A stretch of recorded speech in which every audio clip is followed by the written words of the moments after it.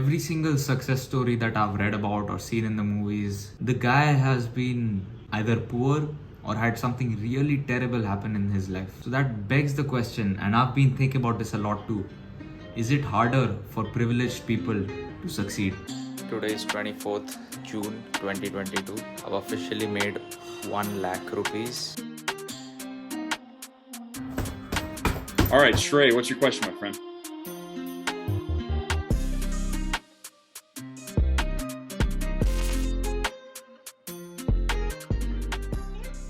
It's a very difficult question and I still haven't managed to find the answer, but I do have some theories and I've done a bit of statistical work to find the answer to this, okay? I think it's a matter of incentives. What do I mean? Like, there has to be a reason to succeed, okay? And it's not going to be the same for everybody. So a poor person is more likely to have the incentive of helping out his family and bringing food to the table, okay? That's an incentive for someone who is not privileged at all. For someone like us, people have succeeded from positions of wealth, you could say, positions of comfort. Like, you have everything. Like, I have food, I have like basic living standards.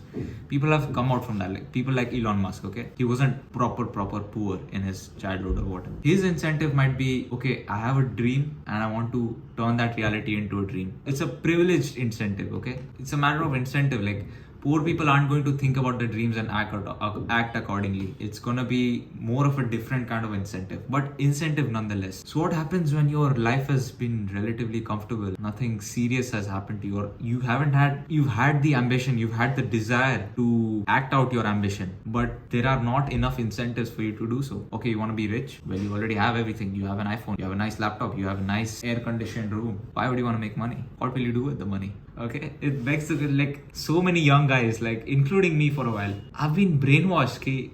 Okay, you need to make money, you need to get rich, you need to make money. But then it begs the question, like, I don't need money. Okay, so that's why I don't have the incentive. It might have been an incentive for you, Mr. Andrew Tate, of making money. Okay, perfectly fine. But for those that didn't have a similar kind of life as you, what is the incentive for them? For someone that has money already, is not rich, but like has everything. Like, I don't need to worry about like day-to-day stuff. Okay, does that make sense? And one more thing to incentive is that, sure, I may have the desire, but is it of the right intensity? So I can have a small intensity of an incentive, or I can have a large intensity of a particular incentive. Okay, I think everybody has incentives, but that intensity of that incentive is quite low for the majority of the people.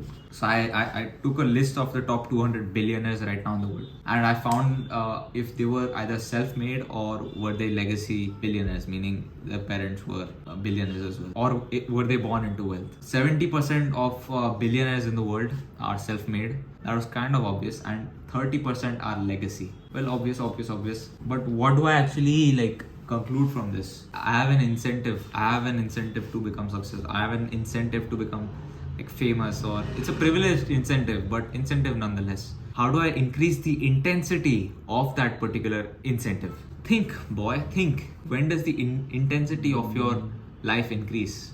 When your life is terrible. Only when you are deprived of the very thing you want do you value it. Only when you are deprived of money, when you have money, do you value it even more. None of us value oxygen. Only when we close our nose, we close our mouth for 30, 40, 50 seconds, only then do we actually realize its worth. And the intensity of needing more oxygen goes up. The incentive to breathe goes up. Okay, the incentive, everything is at stake. So how can we manipulate and how can we change these things in our life? Just a few examples. So let's say you're super comfortable, like you have money, like you're decently, you're chill out, like you don't need money. Like, money won't be a game changer for you because you already have everything you need, like the basic necessities. What if you deprive yourself of those very things to increase the intensity of you wanting more? Does that make sense? So if, let's say, you're gonna move out, maximum like take your parents' money for 1 to 2 months. After that, you should be using your own money just to make it harder for yourself, just for you to value more things. And by depriving yourself of these different kinds of things, by depriving yourself of money, food, water, air, whatever motivations, by depriving yourself of friendship, can you value it more? Do you understand where I'm getting at with this? You don't value the things before because you are given them things on a silver plate. And now you might say, Shrey, but there are billionaires who came from wealthy families. Like millionaire ka beta billionaire hota hai. Okay, why does that happen? That's directly a result of good parenting. There is no doubt about it. It's directly a result of good parenting.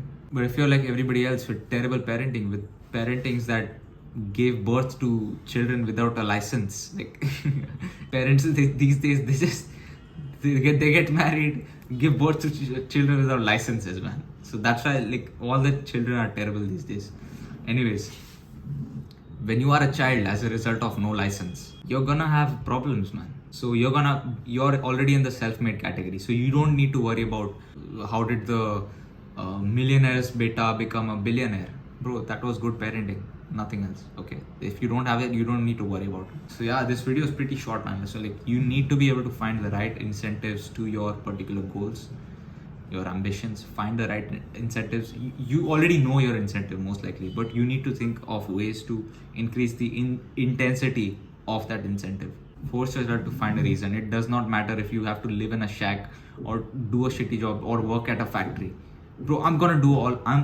Me personally, I'm gonna do all of those things. I'm going to work at a factory one day. I'm going to even if I'm financially comfortable. Like for 1 year out of my entire life, I just want to do every job in the world. I want to work as a waiter. I want to work as a factory guy. I want to work as I want to work in construction. I want to like be an Uber driver. Every basic job I want to do it. It's part of my bigger mission to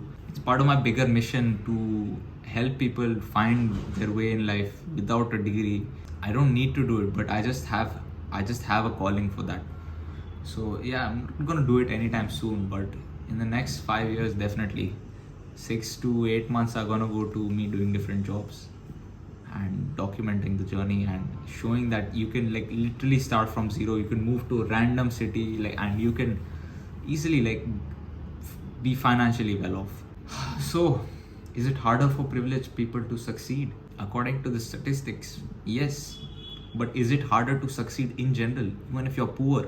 Absolutely. Bro, not every poor person like has their moment and becomes crazy rich. Only 0.0001% of people are able to do that. Whether they're poor, middle or rich. Okay, there's every kind of people can succeed to the level that they want. It's only that only the minority of each of those succeed. Okay, so this question automatically becomes irrelevant kind of, because you don't need to know the statistics because it's a minority anyways. It's up to you, like you have to do the hard things. I have more videos like this on my channel which you will really enjoy. If you like this one, leave a like. That's all from my side. Take care.